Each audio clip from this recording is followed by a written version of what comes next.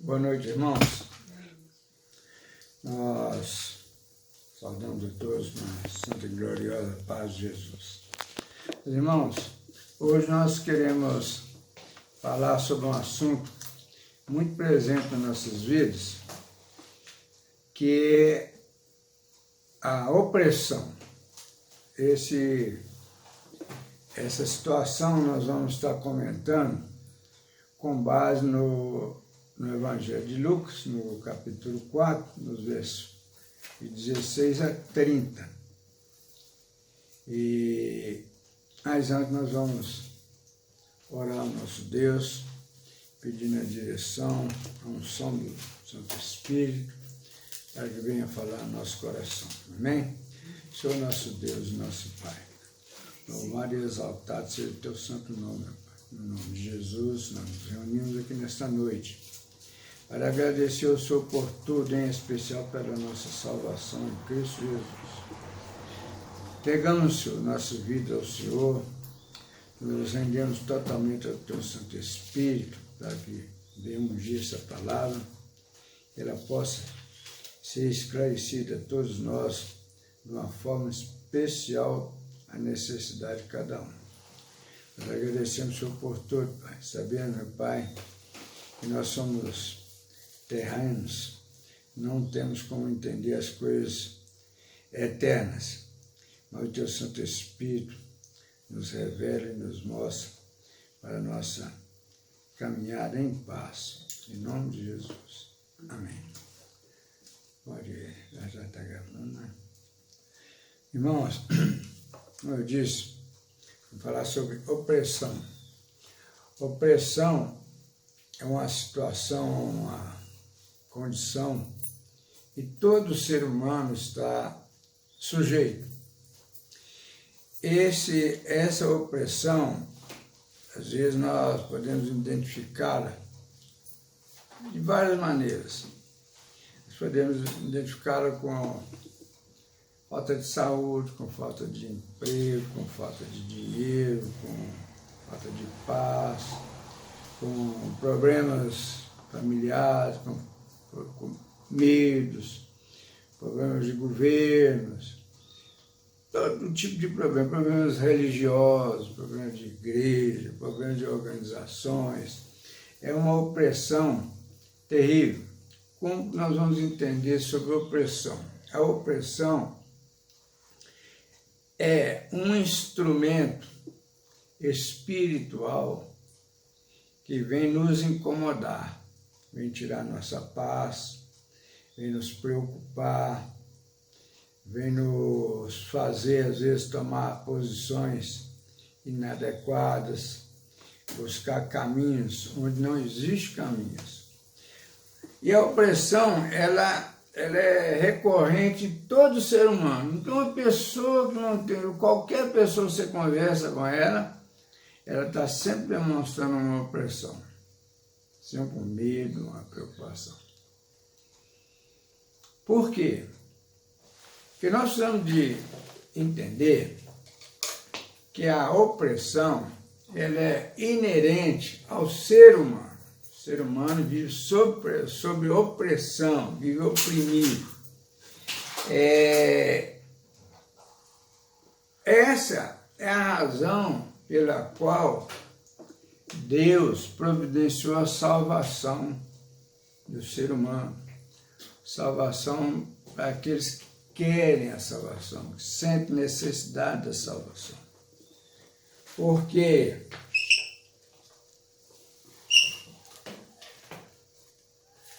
tudo neste mundo, tudo, sem exceção, é instrumento de opressão. Por exemplo, por que nós precisamos de saber ler e escrever? Precisamos saber ler e escrever, porque alguém inventou ler e escrever. Então, se alguém sabe ler e escrever, é bom que todos os outros saibam. Que se um só sabe ler e escrever, como que vai haver comunicação? Se um só sabe, ou se poucos sabem, vai coibir os outros, vai ficar sob opressão. Que esse comunica por escrito, ou por voz, o que for, e aquele outro não entende. Aquele que não sabe ler e escrever não entende. Então, por exemplo, o empregado, se ele, hoje, se ele está desempregado, ele fica numa situação diferente dos demais. Então, se estão empregados, se você não está empregado, isso é muito falado na televisão. No Brasil existe.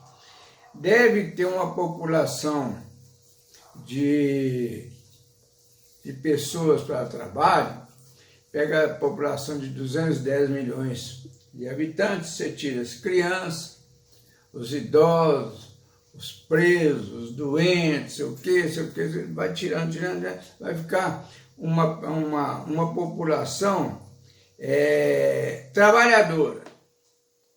Deve ser em torno aí de uns 80 milhões de pessoas. Dessas 80 milhões em condições de trabalhar, você tira de cara 14 milhões de desempregados. Fica aí 66. Desses 66, você tira 32 milhões que estão no trabalho informal. O que é trabalho informal? Sem direitos, sem coisa, aquilo. Aí de 64 cai para 32. Aí você vai tirando. O que acontece? Fica uma população empregada e uma grande maioria desempregada. E dentro desses empregados tem os níveis. Então você vai vendo que você está sempre sob pressão, sempre oprimido. Você está oprimido porque você está trabalhando num ambiente que tem gente superior a você. Você está trabalhando, não está trabalhando legalmente falando, e tem alguém trabalhando legalmente falando. Então você está sempre oprimido, sempre numa situação diferente, uma situação inferiorizada. Então isso traz uma opressão, torna-se oprimido. É muito sério isso. Então, por quê? Como nós devemos entender o porquê da salvação?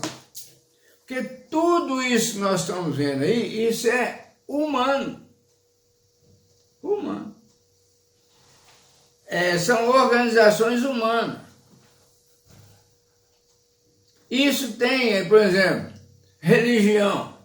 Religião, ela é corporatizada. Por exemplo, tem a religião tal, religião tal, religião tal. Cada uma tem uma forma, tem uma doutrina. Para você pertencer àquela religião, você precisa de cumprir aquela doutrina. Né? Se você... e tem diversas doutrinas. Então, para você estar em uma, você está sempre oprimido perante a outra. Nós vimos isso muito no meio evangélico. Não tem que cortar cabelo, não pode cortar, tem que batizar, não tem que batizar, não sei o que, essa confusão toda. Você vai, por exemplo, e assim por diante. Por quê? Isso é uma organização humana. O que a salvação nos traz? A salvação nos traz a forma da libertação das opressões. Por isso nós deixamos de viver o mundo material para viver o mundo espiritual. Mas não é o deixar abandonar o mundo, ir por caverna, ir para o meio do mar, não. Você continua vivendo no mundo, porém, espiritualmente, você não mais se sujeita à opressão. Não está sujeito à opressão. Você tem um tipo de mundo da salvação. Porque o mundo está sob maldição. Se nós somos salvos, nós saímos da maldição, nós temos uma caminhada. Aí que nós vamos entender que a nossa caminhada é limitada. Até lá no Salmo 90, diz no verso 10, diz que a vida vai até os 70, quando muito 80. A partir disso é enfado e canseira. Enfado e canseira. Então, o negócio, nós temos um tempo limitado na vida. É curto. Então, se nós recebemos a salvação, nós passamos a viver segundo os ensinamentos espirituais. Quem que ensina os ensinamentos? Quem nos traz o ensinamento espiritual? É o Espírito Santo. Porque Jesus, quando diz que ele, quando eu subir, que eu for estar com o Pai, virá o Consolador, né? Então, nós vamos ver um comentário aqui, o seguinte, diz assim, Lucas 4, verso 16 ao 30, Jesus prega em Nazaré, é rejeitado pelos seus, aí, é uma opressão. Ele prega em Nazaré e é rejeitado pelos deles. Os familiares dele o rejeitam. Se os familiares dele o rejeitam, qual o testemunho que está sendo dado para os demais? Ué, nem os parentes dele acreditam nele. É um tipo de opressão. Ele é oprimido, né? Aí, diz assim o texto, diz que, a partir do verso 16, diz assim, indo para Nazaré, Jesus estava indo para Nazaré, onde fora criado, entrou num sábado na sinagoga, segundo o seu costume, e levantou-se para ler. Ele foi na sinagoga. Sinagoga. O que é sinagoga? Sinagoga é um local de reunião dos judeus. É uma religião judeu. A sinagoga é para os judeus. Aí diz assim,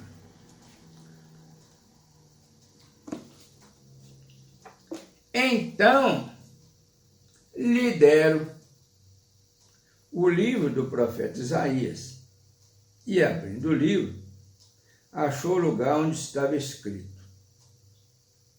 Prestando bem atenção. Ele entrou na sinagoga, os presentes, as autoridades, as lideranças da sinagoga, da religião judaica, viram Jesus ali, já conhecendo a fama dele, pegaram o livro de Isaías. Ele, abrindo o livro, achou o lugar onde estava escrito. 18. O Espírito do Senhor está sobre mim. Porque ainda não tinha o Espírito Santo aqui no coração de ninguém. Mas estava exclusivamente sobre Jesus. O Espírito do Senhor está sobre mim, Jesus dizendo, pelo que me ungiu para evangelizar os pobres. Não é aos pobres de dinheiro, é aos pobres de conhecimento, de participação na sociedade, é aos oprimidos, viver sob pressão. Não é pobre de dinheiro, pobre de prestígio, de importância. enviou-me para proclamar libertação aos cativos. São esses pobres, oprimidos, sob opressão, e restauração da vista aos cegos. Não é o cego de visão, é o cego que não entendia os ensinamentos de Jesus. Ele estava na sinagoga. O profeta Isaías já estava profetizando que ele ia falar isso na sinagoga. Que ali todos eram cegos em termos espirituais. É só a religião que eles tinham, uma doutrina. 19. E apregoar o ano aceitável do Senhor. O que é o ano aceitável do Senhor? O Jesus está dizendo aqui que ele já ia para Nazaré. Que em Nazaré, então, na sinagoga, que as lideranças entregariam o livro de Isaías. Ele leu a profecia de Isaías, dizendo sobre o Espírito do Senhor estava sobre ele, recebeu o Espírito do Senhor sobre ele. E ele foi falar, foi evangelizar sobre os pobres, tal, dos cegos. No verso 19 ele diz, e apregoar o ano aceitável de Jesus. O que Jesus está falando aqui? Jesus está dizendo que ele foi, que o Espírito do Senhor está sobre mim, sobre ele. Pelo que me ungiu, me deu poder para evangelizar os pobres, não de dinheiro, mas de prestígio, oprimidos. Enviou-me para proclamar libertação aos cativos e restauração da vista aos cegos, para pôr em liberdade os oprimidos.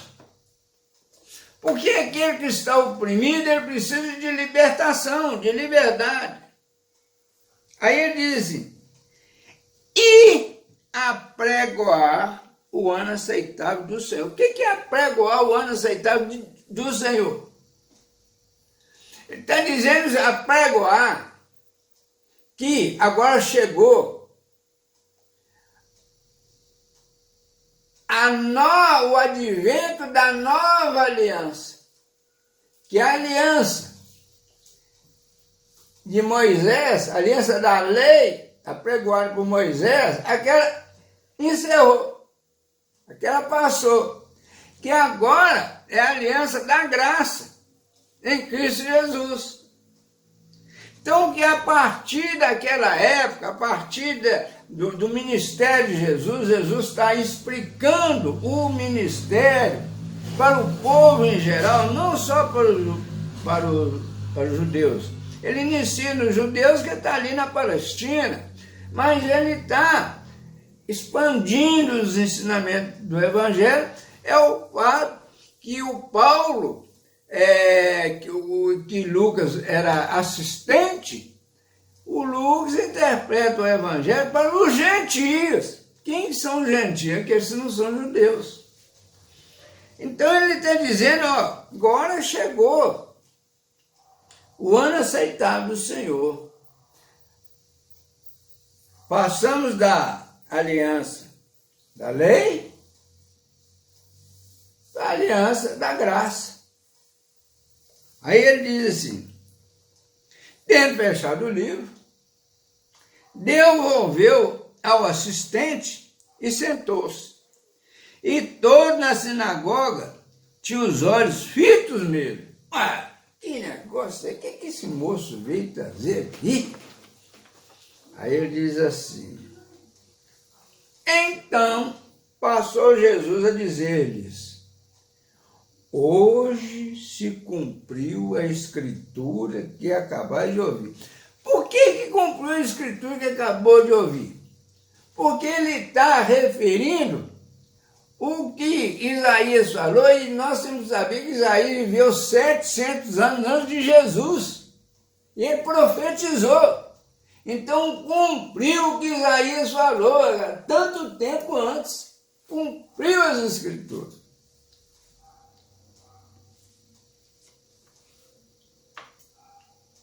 (22) Todos lhe davam testemunho e se maravilhavam das palavras de graça que lhe saíam dos lábios. E perguntavam: não é esse o filho de José? Todos aqueles que ouviram a palavra de Jesus aqueceram sobre ela. Que a palavra de Jesus, aquilo que Jesus falou ali para aqueles ouvintes, foi aceitável pelas pessoas ali, que eles não tinham dúvida da palavra dele.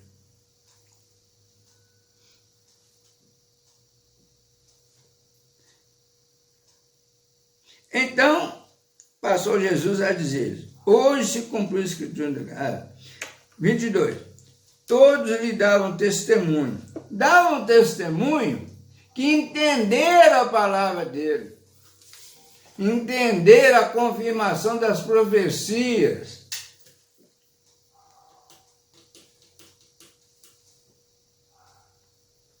E se maravilharam das palavras de graça que lhe saíam dos lábios. A palavra de Jesus é a palavra doce. E perguntavam: não é este o filho de José? Por que não é este o filho de José? Porque eles conheciam ele. Eles o viram crescer. Só que ali estava Jesus histórico, o Jesus homem. Mas esse é o filho de José.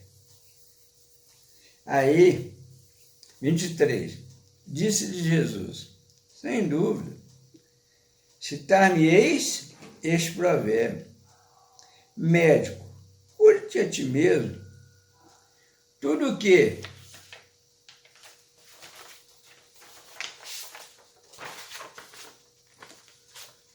ouvimos ter se dado em Cafarnaum, faz-o também aqui na tua terra. Isso aqui é um acréscimo ao Evangelho. O que interessa no Evangelho é o que Jesus falou. Não é o totalmente que está escrito no Evangelho, porque é o que Jesus falou, que é um ensinamento. Os demais pode ser uma resposta de quem ouviu, uma pergunta de quem ouviu. Mas o que interessa é o que Jesus falou. Então, esse 23 aqui que diz, disse-lhe Jesus: sem dúvida, citar-me-eis este provérbio. Eles estavam pensando: uai, médico, cuide de ti mesmo. Tudo o que ouvimos ter se dado em Cafarnaum, faz-o também aqui na sua terra. Por quê? Porque Jesus tinha feito muitos milagres em Cafarnaum. Porque em Cafarnaum eles deram ouvido aos milagres dele. Na terra dele eles não deram ouvido aos milagres dele. Então, aquele médico, cuide-te a ti mesmo. Então ele está dizendo assim: uai, você não é o Jesus então? Então, resolve os problemas seus aqui, da sua família, seu. Cuide-te a ti mesmo. Isso aí é um acréscimo que foi colocado no Evangelho. Isso não é a palavra de Jesus. Não é Jesus que falou isso. Mas foi uma contestação de alguém aquilo que Jesus fez. E prosseguiu: de fato, vos afirmo que nenhum profeta é bem recebido na sua própria terra. Aí Jesus falou: de fato, eu concordo. De fato, vos afirmo que nenhum profeta é bem recebido na tua própria terra. Isso é um tipo de opressão. Porque onde você está, você tem sempre inimigos. Todo lugar que você estiver, você tem inimigo. Você tem inimigo vizinho, você tem inimigo parente, você tem inimigo de todo jeito. Na sua casa, de todo jeito. É um tipo de opressão. Te faz medo, te traz preocupação, te traz tristeza, desgastes. Na verdade, ó, aí Jesus está falando, na verdade vos digo, que muitas viúvas havia em Israel no tempo de Elias. Em Israel havia muitas viúvas. No entanto, quando o céu se fechou por 3 anos e 6 meses, reinando grande fome em toda a terra, quando aconteceu isso, foi uma viúva lá de Sarepta, lá em Sidom, que foi beneficiada com o milagre que Elias fez. Ele podia ter feito isso na terra dele lá, mas onde ele está, mas na terra não funciona. Porque é por causa da opressão, da marcação, das políticas, das divisões.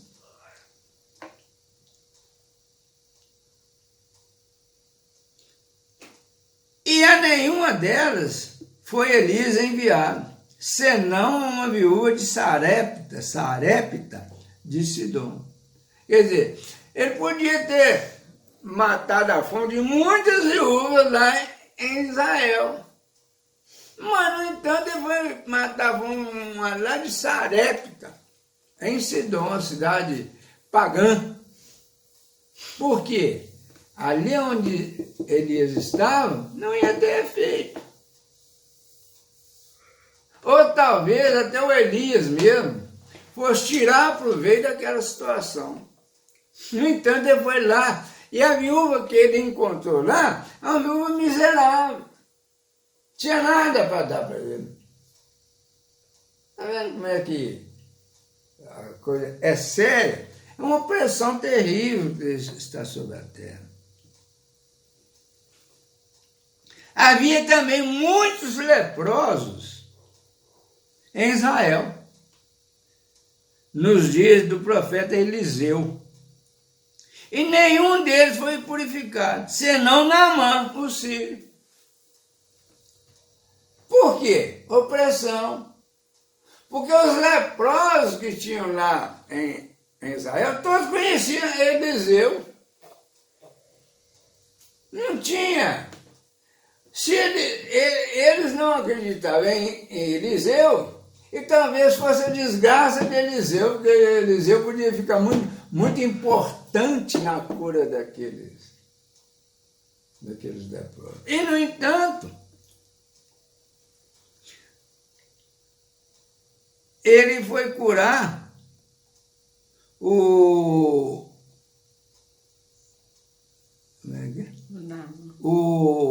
Naamã. O Naamã, que é o grande general sírio. Por quê?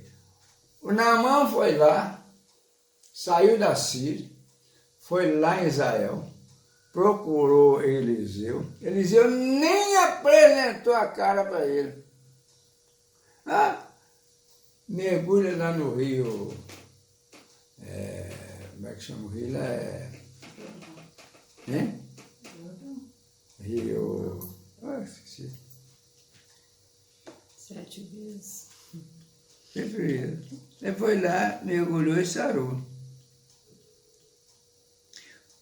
Todos na sinagoga, ouvindo essas coisas, se encheram de ira. Todos na sinagoga, ouvindo essas coisas, se encheram de ira. Opressão. Jesus foi oprimido ali espiritualmente. Espiritualmente foi oprimido ali. Jesus recebeu opressão ali. Por que Jesus recebeu opressão? Porque a opressão vem do mal. A força do mal. Força espiritual do mal.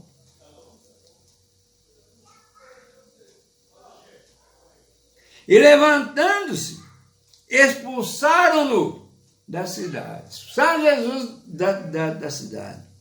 E o levaram até o cimo do monte sobre o qual estava edificado, para de lá o precipitarem abaixo. Olha que Jesus, expulsaram Jesus. Isso é opressão, muita pressão. Jesus, porém, passando por entre eles, retirou-se. Jesus, percebendo a opressão, passou por entre eles, aqueles que estavam o oprimindo, o querendo oprimi-lo, e retirou-se. Meus irmãos, o que nós temos a aprender com isso? Nós vamos aprender que o mundo é isso. O mundo é isso. O mundo, ele é opressor, maligno. Por isso que a Bíblia diz que o mundo jaz no maligno. O mundo está no maligno. Por isso que é cheio de opressão. E nós acostumamos com isso. Por que nós acostumamos com isso? Porque os recursos humanos não nos livram dessa opressão. Essa opressão ela vem de todo jeito. É da malignidade do mundo. Então, nós precisamos de salvação em Cristo Jesus. Por isso que há uma necessidade. Nós não podemos ficar feito papagaio. Nós temos que parar, ler, entender o fato, o que aconteceu, por que aconteceu, onde aconteceu, quando aconteceu, para nós entendermos o que tem no mundo.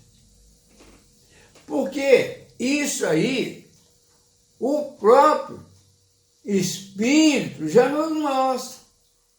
Todos nós sabemos o tipo de opressão que nós recebemos. Por isso que muitas vezes nós ficamos, às vezes no Espírito, às vezes na carne. Quando nós estamos no Espírito, nós temos consciência de uma coisa. Nós temos consciência do nosso compromisso, do nosso tempo curto aqui na Terra, do nosso caminhar em direção à cruz. Sabendo que Jesus, no seu Evangelho, é nosso comportamento. Mas tem muita coisa que nos atrai para a opressão, os prazeres da vida, as facilidades da vida. Nós sempre, quando nós encontramos determinada dificuldade, e é uma opressão, nós sempre estamos buscando uma saída para aquela opressão. Por isso, às vezes, nós corremos nas religiões, nós corremos de tudo enquanto é recurso, mas nós não buscamos a unção do Espírito Santo. Nós não lembramos daquele texto que está no Evangelho, salvo engano, de João, que diz que no mundo tereis aflição. E você está caminhando, no mundo, você não está caminhando no ar, está caminhando no mundo, na terra. Mas tenha bom ânimo. Eu venci o mundo. Por isso nós temos que estar observando o mundo, nos libertando das ofertas do mundo, caminhando no Espírito, sabendo que todos nós temos aqui, somos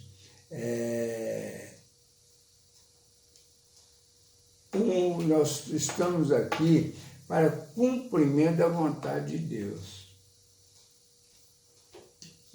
Aí nós vamos pensar para mim em termos de geração. Nasce uma geração, amanhã vem outra geração, outra geração, outra geração, outra geração. Essa primeira geração que vai envelhecendo, a segunda vai envelhecendo, está sempre vindo geração para substituir a geração. Então, todos nós somos instrumentos de Deus. Todos nós somos instrumentos de Deus. Nós somos instrumentos de reprodução de seres humanos aqui na Terra. Nós temos que observar isso, porque senão fica parecendo um negócio esquisito. Nós temos que entender como que nós vamos entender o porquê que nós estamos aqui. Será que nós somos apenas e tão somente um espermatozoide, um óvulo? Será que um espermatozoide, um óvulo, pode produzir um corpo tão perfeito que tem um coração que bate, um sangue que corre o corpo todo, um pulmão que nos dá ar, um cérebro que parece um computador de última geração? O computador não tem a mínima capacidade que nosso cérebro tem. Será que o nosso piscar de olho, qualquer coisa que vem nós instintivamente nós defendemos, será que isso é produto de um espermatozoide, um óvulo, ou isso é uma criação de Deus? Então, fica esse questionamento aí para nós pensarmos. Nós não podemos levar a vida segundo os rudimentos do mundo, mas segundo os rudimentos do Espírito. Amém, meu irmão? Fica essa palavra para a nossa meditação, de nosso pensamento, porque nós precisamos de aliviar as nossas lutas, as nossas dificuldades na Terra. Amém?